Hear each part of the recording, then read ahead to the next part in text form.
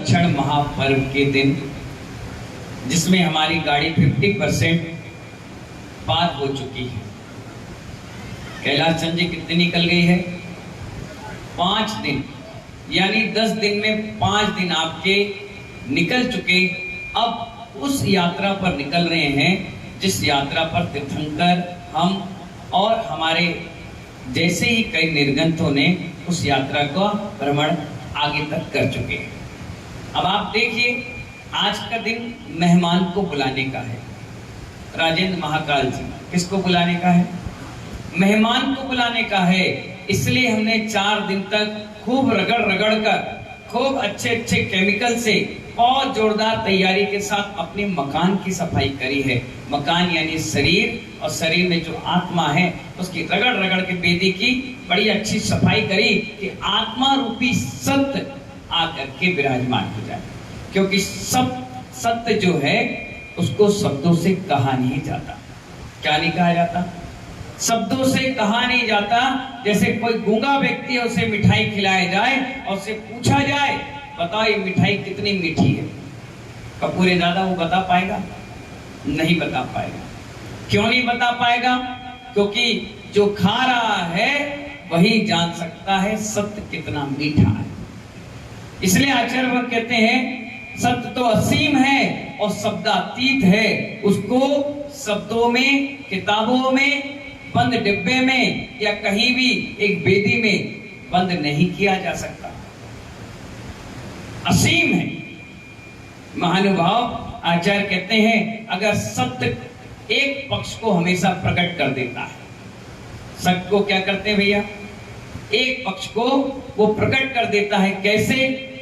जैसे आपने कह दिया दिन है तो समझ जाओ रात नहीं है, भूख है तो समझ जाओ पेट भरा नहीं है, मां है समझ जाओ ये बाप नहीं है, पिता है तो चाचा नहीं है। यानी एक पक्ष को बड़ी मजबूती से वो प्रकट कर देता है, वो सत्य कहलाता है। आचार्य कहते हैं कि इसीलिए सत्य को प्राप्त करने के लिए शास्त्रों की गहराई नहीं चाहिए। सत्य को प्रकट करने के लिए शास्त्रों की गहराई नहीं चाहिए महानुभाव। अनुभव और ज्ञान, ध्यान की क्या चाहिए? अनुभव और ध्यान की गहराई चाहिए। जिसने ध्यान कर लिया उसने अपने आप में सत्य को प्रकट कर लिया।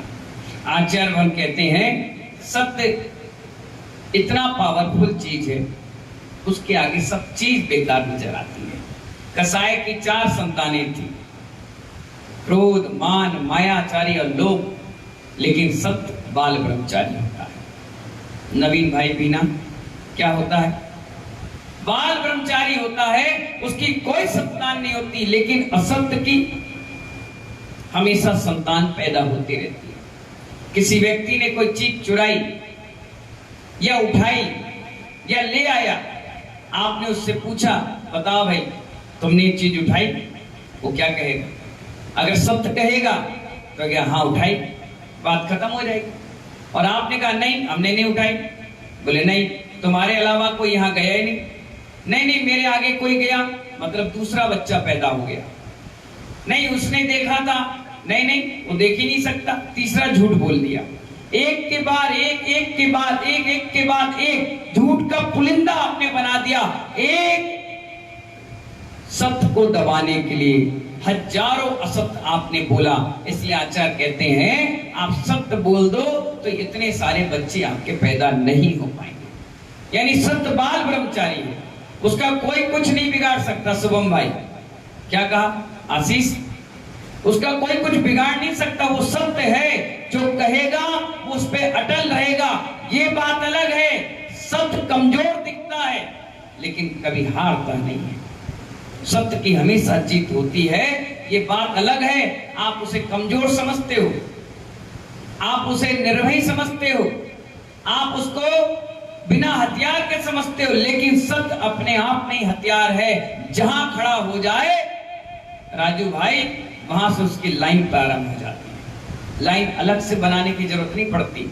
आचार्य कहते हैं सत्य को समझे बिना, सत्य को समझे बिना प्राप्त करने की दौड़ लगा रहा है आदमी। सत्य को समझे ही नहीं। आचार्य इसलिए बोल रहे हैं, पर सत्य बाहर नहीं है। कहां है? भीतर है। कहां है? भीतर है। जितनी चीजें तुम्हें आंख से दिख रही हैं, ये सब चीजें असत्य हैं। अब आपके मन में ब्रजभूषण जी प्रश्न आएगा, गुरुजी आप भी तो दिख रहे, भगवान भी तो दिख रहे, ये जिनवाणी दिख रही, देव सात गुरु तो सबसे बड़े सत्य हैं, लेकिन महानुभाव जहां आत्मा की गहराई में उतर जाओगे तो ये भी सब यही छूट जाएगा।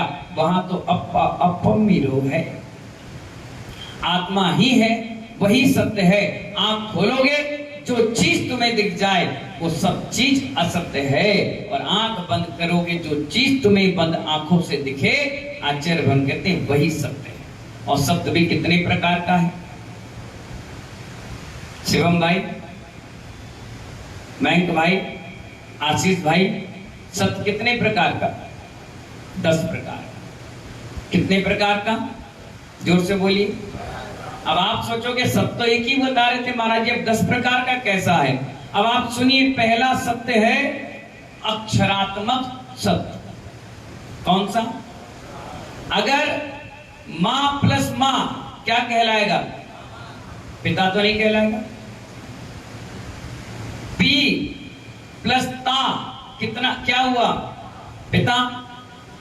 गु प्लस रू क्या कहलाएगा? ये सत्य है ना, इसको कोई झूठ तो बोल नहीं सकता। तो ये जो है अक्षरात्मक सत्य है। कौन सा सत्य है? अक्षरों से जुड़ा हुआ सत्य प्रमाणिक है, ऐसा आचार्य भगवान कह रहे हैं। दूसरा है गणितात्मक सत्य। कौन सा? मुकेश भाई, कौन सा सत्य? गणितात्मक। 5 प्लस 5 कितने हुए? 5 प्लस 6 कितने हुए? 11। 5 प्लस 5 11 तो नहीं हुए? कितने हुए? 10। इसको यही कहना, ये गणितात्मक सत्य है। कौन सा सत्य है? एक है भौगोलिक सत्य। कैसा?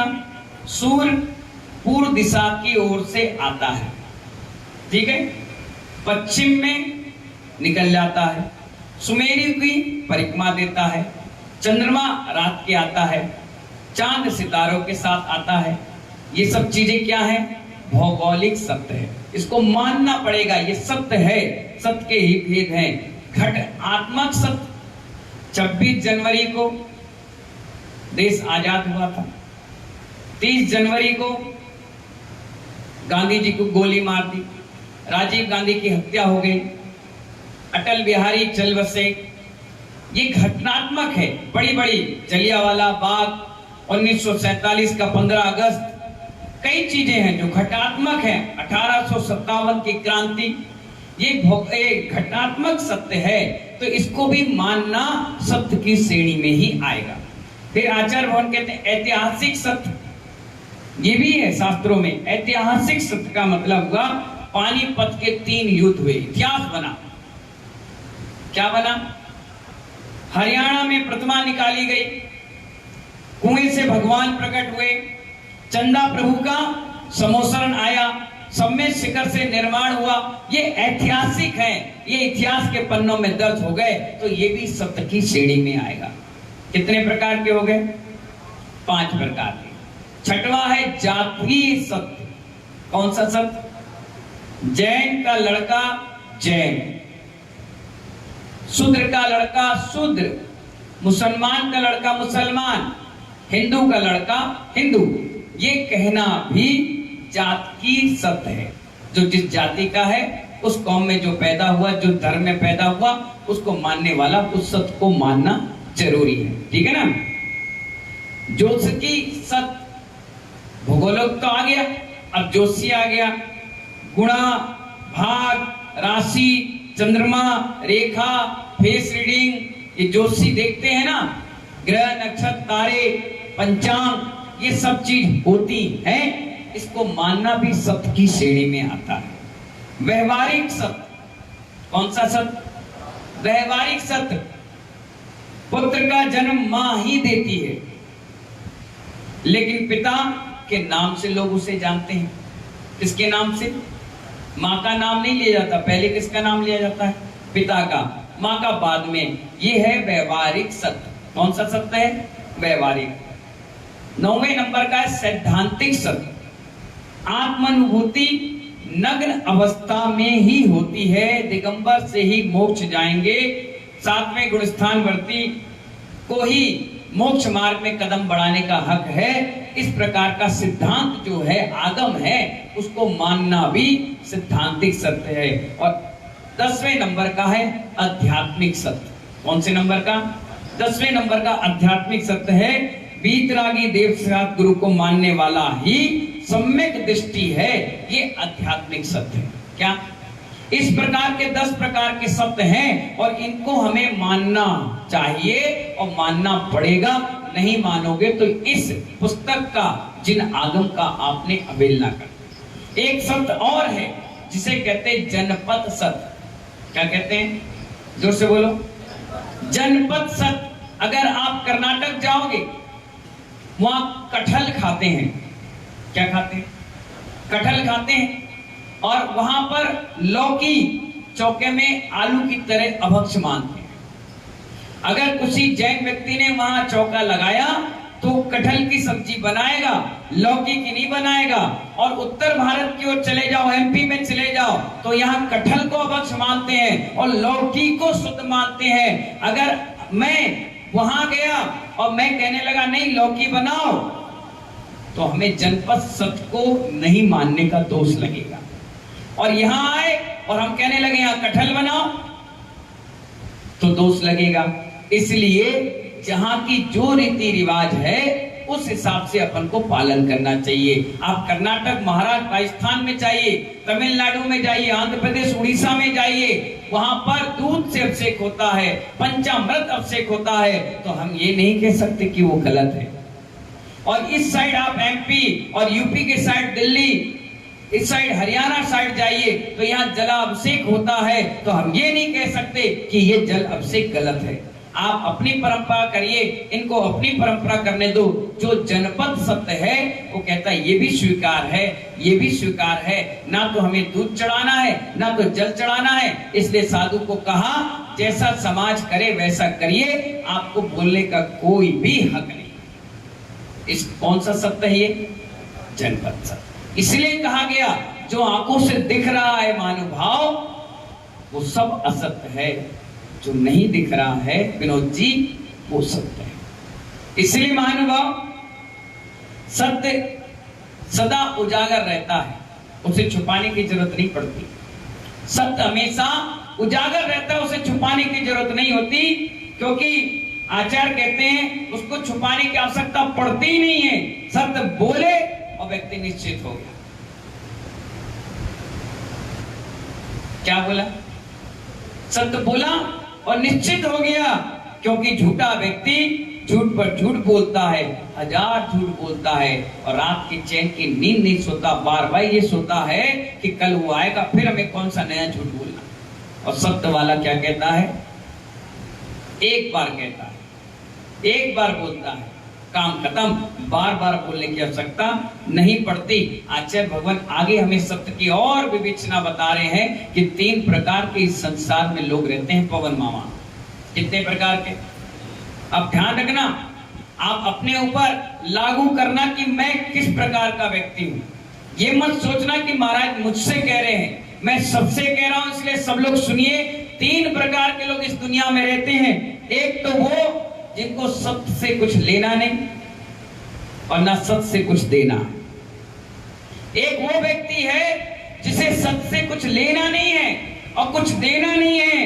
वो ऐसी ताश की तरह जिंदगी जीते हैं, पानी की अंजलि की तरह जीते हैं। अंजलि में जितना जल आ गया, थोड़ी देर के बाद वो स्वाहा हो जाता है, निकल जाता है, बह जाता है। उनको कोई इस सत्य से मतलब नहीं, ना लेना है और ना देना है। दूसरा व्यक्ति वो भी है जिसको सत्य देना तो है लेकिन लेना नहीं है। कौन है वो? सत्य लेना नहीं, देना नहीं, ये तो बात समझ में आ गई। लेकिन सत्य देना है लेकिन लेना नहीं है। वो कौन है?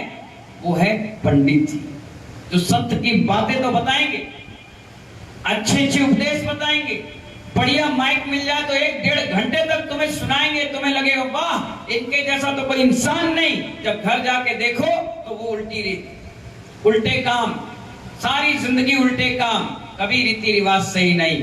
तो ऐसे लोग सत्य देना तो जानते हैं लेकिन सत्य उतारना नहीं जानते। और एक और है जिनको सत्य लेना भी है और सत्य देना भी है, वो दिगंबर संत होते हैं। जो कह दिया वो कह दिया, जो अंदर है सो बाहर है, जो बाहर है सो अंदर है। ये संत महात्मा जिनको सत्य लेना भी है और सत्य देना भी है। एक आपका ही डबरा का व्यक्ति आ गया कमरे में और कहने लगा बताओ महाराज जी आप सत्य बोलते हो? मैंने कहा हाँ। अगर मैं कहूं आप झूठ बोलते हो तो? मैंने कहा मैं तो मानूंगा नहीं कि मैं झूठ बोलता हूं, हंसी मजाक में भी नहीं बोलता। नहीं आप झूठ बोलते हो। मैंने कहा मैं नहीं बोलता। अच्छा ठीक है, आपकी मैं परीक्षा लूंगा। कोमल चंद जी क्या कह रहा है वो? परीक्षा लूंगा। मैंने कहा ले ले। कब लेगा? अभी इसी वक्त लूंगा। मैंने ले ले भैया, ले ले, तू भी परीक्षा ले ले। डबरा कितने लोग ले रहे, तू कौन सा कसर छोड़ा, तू भी ले ले, जा, तुझे भी माफ है 1000 खून, जा ले ले। वो अपनी डिबिया से एक चिड़िया निकाला। अब पूछने लगा मुझसे, प्रदीप भाई पूछने लगा बताओ उपाध्याय व्यसन सागर एक चिड़िया मरी हुई है कि जिंदा? अब तो मेरे लिए धर्म संकट आ गया। अगर मैं कहता हूं मरी हुई है, वो जिंदा है, वो छोड़ देगा, बोले लोग झूठ बोल रहे हो, उत्तम सत्य के दिन झूठ बोल रहे। और अगर मैं कह दूं कि ये तो जिंदा है, तो वही टेटुआ मसक देगा, बोले लो ये तो मरी हुई है। अब तो मेरे कंधे पे तलवार लटक गई। सत्य बोलूं तो, असत्य बोलूं तो, अब क्या बोलूं? फंस गया मैं तो। मैंने कहा चलो एक जीव की हत्या बच रही है तो ये असत्य भी मेरा सत्य में प्रकट हो जाएगा।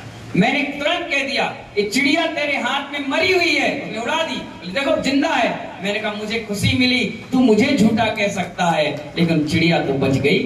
इतना दया रखते हैं निर्गन साधु, इतनी दया अंदर से रखते हैं निर्गन साधु कि एक चिड़िया की जान बचाने के लिए उस व्यक्ति से भी झूठ बोल गए कि कोई बात नहीं मैं प्रायश्चित ले लूंगा लेकिन मेरे निमित्त से चिड़िया तो बच जाएगी।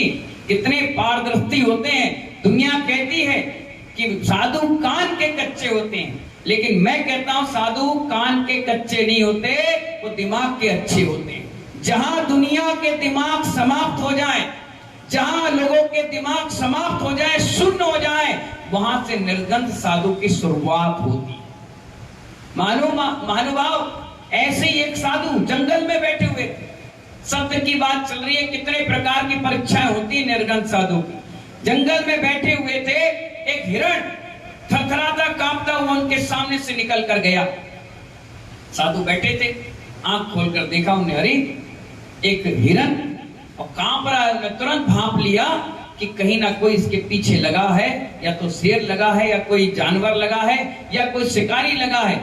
अब वो क्या करें? वो तुरंत भाग गया इधर, और दूर से उन्होंने देखा कि वो शिकारी हाथ में तीर भाला लेके आ रहा है। अगर वो आया यहाँ और उसने हमसे पूछा कि यहाँ पे आपने हिरण को देखा, तो मुझे हाँ ना में जवाब देना पड़ेगा।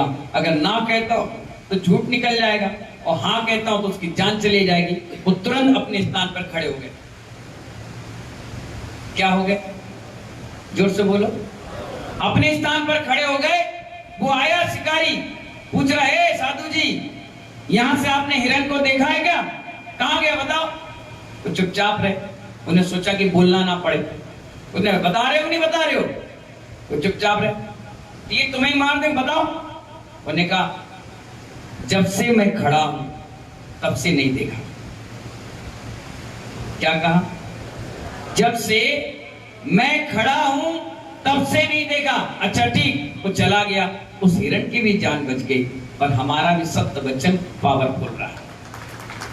अब आप सोच लीजिए, अगर आपसे कोई कहता तुमने ऐसा देखा क्या, और लड़ाई ना हो रही हो, तुम कहते हाँ हाँ हमने सुना, हमने देखा, अपनी आंखों से देखा, हाँ ऐसा था, वैसा था, वो था, ये था। एक बार बहुत बड़ी घटना घट गई। कोई वकील है क्या यहाँ पर? एमपी जैन साहब, कोई वकील है क्या? नहीं है? हाँ, आगे आ जाओ बेटा, तुम्हारे लिए काम आएगा।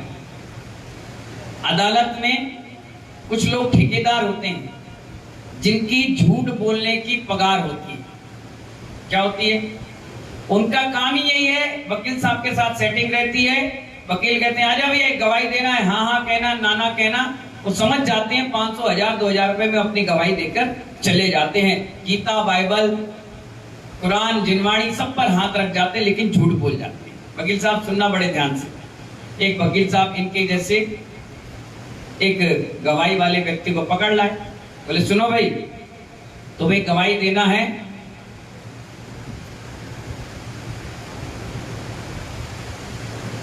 खट्टर काका को मैंने मारा। क्या कहना है? खट्टर काका को इसने मारा। ये फोटो देख लो, ये व्यक्ति आएगा, जज साहब तुमसे पूछेंगे इसी ने मारा? बोला हाँ मारा, और तुम गवाही दे देना। बोलेगा ठीक है। अब जो नाटंकीबाज है वो सबसे बड़ा फरेबी होता है, आंसू रोड़ दे कुटिलता की, क्योंकि उसको अपनी बात सिद्ध करना है ना। बस अब वो 1000-500 रुपए में डील पक्की हो गई। तो जज के सामने इधर खड़ा हो गया अदालत में, इस साइड मुजरिम, इस साइड गवाही। हाँ भाई बताओ भाई, वकील साहब पूछो इनसे, हाँ भाई बताइए कौन वो व्यक्ति था जिसने खट्टर काका को मारा? उन्होंने कहा ये व्यक्ति था जज साहब, मेरे आंखों के सामने ऐसे ऐसे मारा। वकील ने तो नहीं बताया उसको, रियलिटी पे लाया, ऐसे मारा, मैं रोक रहा, मैं रो रहा, मैं चिल्ला रहा, सारी पब्लिक खड़ी, हजारों लोग। इसने मुझे धक्का दिया, मैंने 2 बार रोका, इसने मुझे भी मारा और खपाखप चाकू से गोद कर उसको लहू लुहान कर दिया। जज साहब इसको फांसी दे। वकील जज साहब तमाम गवाह वो देखिए सब कह रहे हैं और आप इसको फांसी दीजिए। मैंने कहा आपकी बात हो गई, बैठ जाइए। अब दूसरा जो वकील है वो मुजरिम के साइड से, वो भी तो वकील है, वो खड़ा हुआ। मिलाप 2 बातें मैं इनसे पूछना चाहता हूँ। हाँ पूछिए। हाँ भाई आपने खट्टर काका को देखा कभी? हाँ हाँ देखा है, पक्का देखा है। वो देखा तो था ही, वो तो 1500 में बिक गया था। अच्छा जज साहब नोट करिए, इन्होंने खट्टर काका को देखा? कहा हाँ देखा। जज ने नोट किया, हाँ देखा तुमने, अभी मारते हुए देखा तो देखे। अच्छा दूसरा प्रश्न, वो कितना बड़ा है? अब सोच में पड़ गया, कितना बताओ? उन्होंने कहा इतना। वकील तुरंत बोल पड़ा, मिलावट सरासर झूठ बोल रहा है, खट्टर काका कोई इंसान नहीं, मुर्गे का नाम था। किसका नाम था? जैसे घर में कुत्ता बिल्ली अपन नाम रख देते ना, काला, भैरा, गोरा, भूरे, कौमी, सोनू, मोनू, कई प्रकार के नाम रख देते। तो ऐसे उसका नाम था खट्टर काका, मुर्गे का नाम। बड़ा बुजुर्ग था, सब मुर्गों में अच्छा था। तो अब वो फंस गया चोर। अब चोर बोले, चोर पे मोर आ गया, अब क्या करें? अब तो सजा होगी, हमारे 1000-2000 रुपए रोज कमाई के खत्म। उसने कहा जज साहब रुको रुको रुको, इन्हें पूछा ना कितना बड़ा है, मैं एक ही तो हाथ लगा पाया था, दूसरा कहां लगा पाया था? दूसरा लगाने नहीं, तो बीच में बोल दिए। अब चोर तो मतलब झूठा तो झूठा ही था। तो इसीलिए महानुभाव इन झूठों से बचिए, ना जाने आपको कहां फंसा दें, कहां तुम्हें उलझा दे। वो जज को भी जजमेंट उसके पक्ष में देना पड़ा, क्योंकि महानुभाव पूरी की पूरी दुनिया झूठों से भरी हुई है। एक व्यक्ति भी आप निकाल के देख दीजिए जो दिन भर में एक बार भी झूठ ना बोलता हो। इसलिए तो दिगंबर साधुओं को महाव्रती बोला गया कि उनने अगर एक बार भी झूठ बोल दिया तो महानुभाव उनके व्रत टूट गए, प्रायश्चित देना पड़ता है। इसलिए आचार्य कहते हैं दीपक की सुरक्षा के लिए एक कवच बनाकर हमेशा तैयार रहना चाहिए। दीपक सत्य के तरह है, उसकी सुरक्षा के लिए हमेशा तैयार रहना चाहिए। चिल्लाने से दीपक बुझ जाएगा, उड़ जाएगा आंधी की तूफानों में। आचार्य कह रहे चिल्लाओ मत, उसकी सुरक्षा बनाओ कि दीपक आपका बुझ ना पाए। इसीलिए महानुभाव आचार्य भगवान कहते हैं हमसे कि आप सभी लोग सत्य की विशालता और विराटता को समझिए हमेशा, क्योंकि अनंत भगवान का जो ज्ञान है, जो केवल ज्ञान है, आचार्य भगवान कहते हैं उसका अनंतवा भाग कौन देता है? अनंत भगवान जो 100% ज्ञान उनके पास है, उससे वो 1% गणधर भगवान को देते हैं। सोच लीजिए ध्यान से, 100% में 99 अपने पास रख लिए, 1% गणधर भगवान को दिए। गणधर भगवान ने 99 अपने पास रखा, उसका भी 1% अपने नीचे जो अनुबद्ध केवली सामान केवली उपसर केवली उनको दे दिया, शुद्ध केवली उनको दे दिया, मूक केवली उनको दे दिया। उन्होंने भी 99 अपने पास रखा, 1% आचार्य उपाध्याय साधुओं को दे दिया। साधुओं ने भी 99 अपने पास रखा और 1% पंडितों को दिया। पंडितों ने भी 99 अपने पास रखा, 1% आपको दिया। जो इस पूरे विश्व में इतने सारे शास्त्र देख रहे हो, वो 1% का ही ज्ञान आपको मिला है। इसलिए तो कहा सत्य विराट है, विशाल है, इसको शब्दों में नहीं पिरो सकते। सत्य तो सत्य है महानुभाव, इसको ढूंढना नहीं पड़ता। निगाह नीची करो, आंख बंद करो और हाथ पे हाथ रख करके एक बार अपनी आत्मा को देखो। इससे बड़ा सत्य दुनिया में कोई नहीं हो सकता। इसलिए आचार्य कहते हैं कि आप छाया को पकड़ोगे, छाया को पकड़ोगे तो कभी पकड़ में नहीं आएगी। कभी प्रयास करना बाहर खड़े होकर छाया को पकड़ते रहना, कभी पकड़ में नहीं आएगी। आचार्य भगवान कहते हैं छाया को पकड़ने से अच्छा है अपने आप को पकड़ लो, छाया अपने आप पकड़ में आ जाए। इसलिए अपने आप में उतरने का प्रयास करिए। ये जिंदगी बहुत छोटी सी है, सत्य को समझिए। और आज पूरे दिन भर चाहे लाख रुपए का घाटा हो जाए, चाहे 1000 रुपए का नुकसान हो जाए, शीतल प्रसाद जी, प्रेमचंद जी बाबू जी, बसंत कुमार जी, 1000 रुपए का नुकसान हो जाए, लाखों रुपए का नुकसान हो जाए, ग्राहक रूठ कर चला जाए, बाद में माल देना पड़े, लेकिन कहना आज का दिन कह रहा है मुझे सत्य बोलना है। क्या बोलना है? चाहे कोई कितना ही बड़ा बना रहे, मुझे सत्य बोलना है। आज पूरा दिन क्या कहना है? सत्य बोलना है। मालूम है, सत्य को पकड़े रहोगे तो शांति मिलेगी, सत्य को पकड़ोगे तो बुद्धि मिलेगी, सत्य को पकड़ोगे तो सरस्वती मिलेगी, सत्य को पकड़ोगे तो लक्ष्मी मिलेगी। और ये किसी को नहीं पकड़ा, आपने सबको पकड़ लिया, लेकिन सत्य को नहीं पकड़ा तो ये सब रूठ कर चली जाएगी। एक राजा था और वो राजा बहुत बढ़िया शासन प्रशासन चलता था, खूब दौलत, परिवार, युद्ध कौशल में वीर भट्ट, सेना, ताम धाम सब कुछ उसके पास था।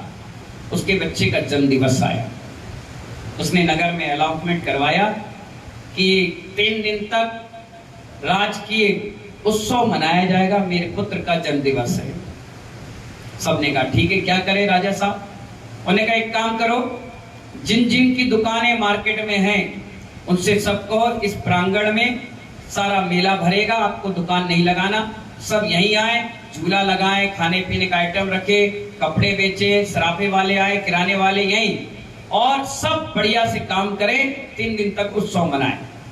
सब बोले राजा साहब अगर हम सब लोग माल लेकर आपके प्रांगण में बेचने लगेंगे और किसी का बच गया तो? बोले मैं खरीद लूंगा।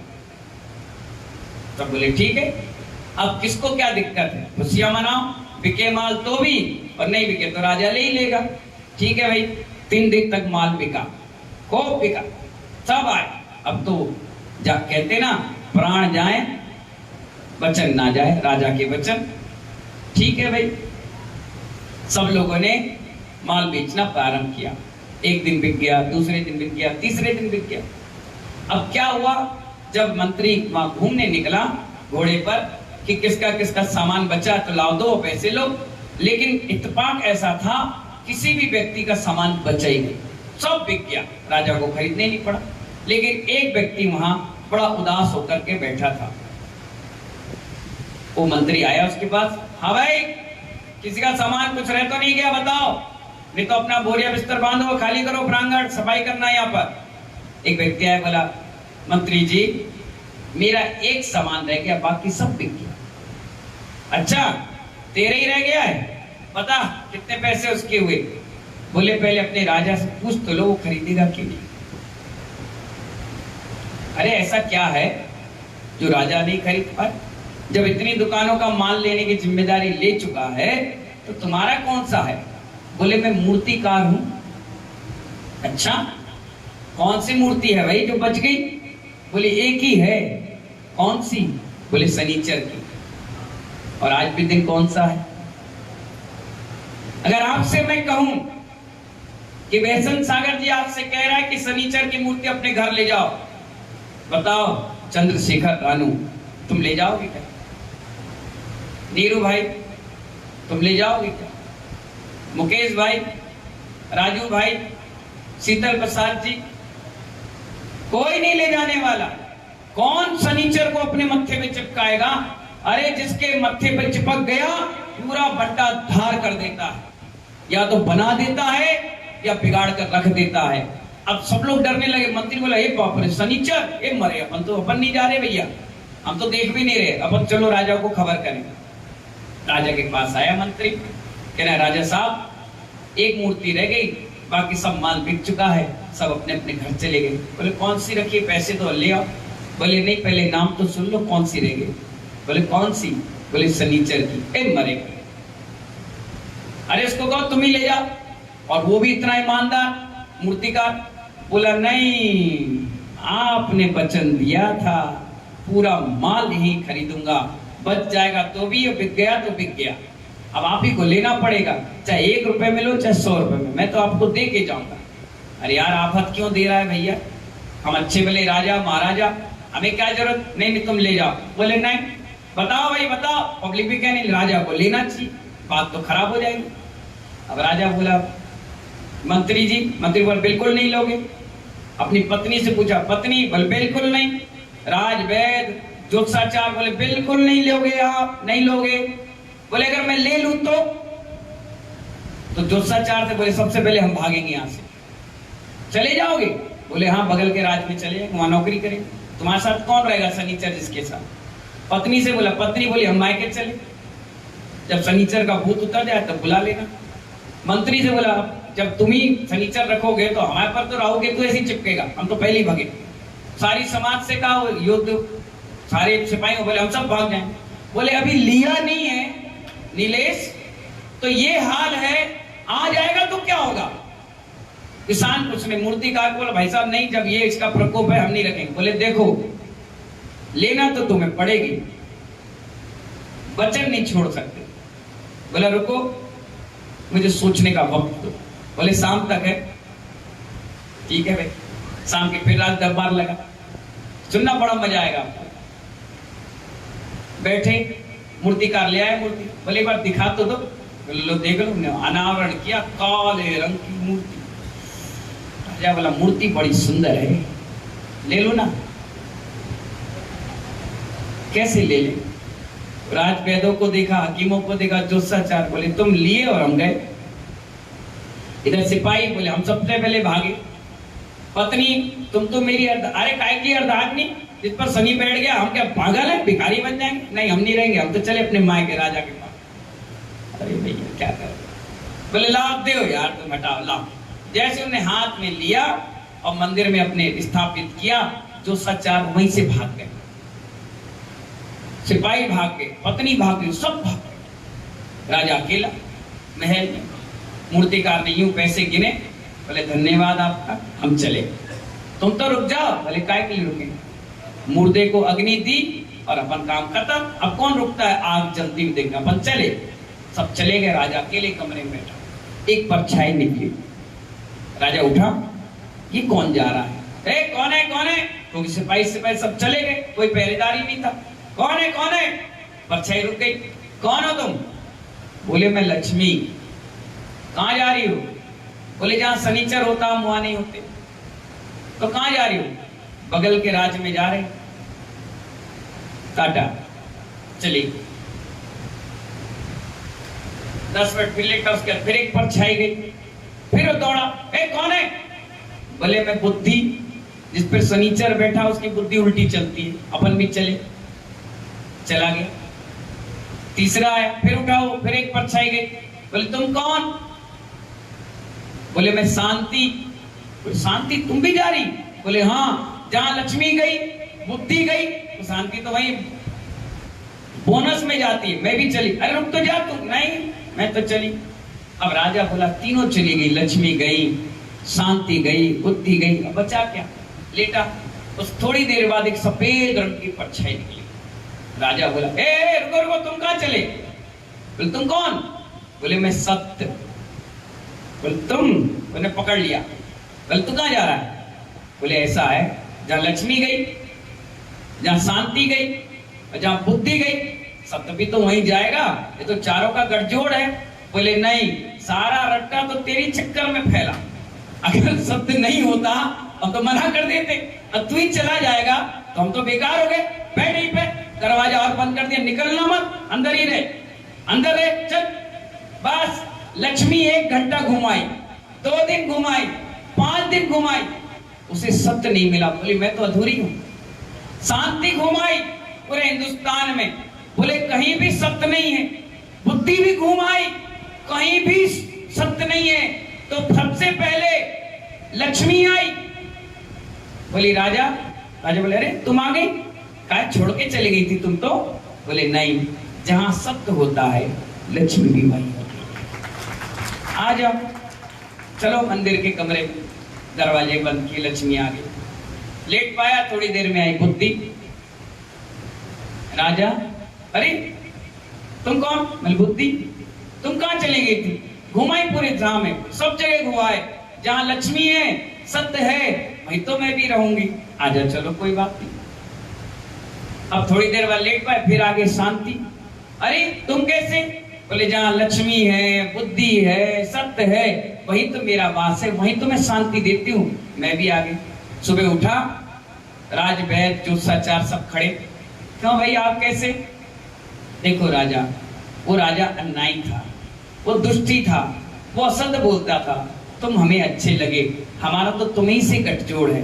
आ जाओ सिपाही, आ जाओ परिवार, आ जाओ।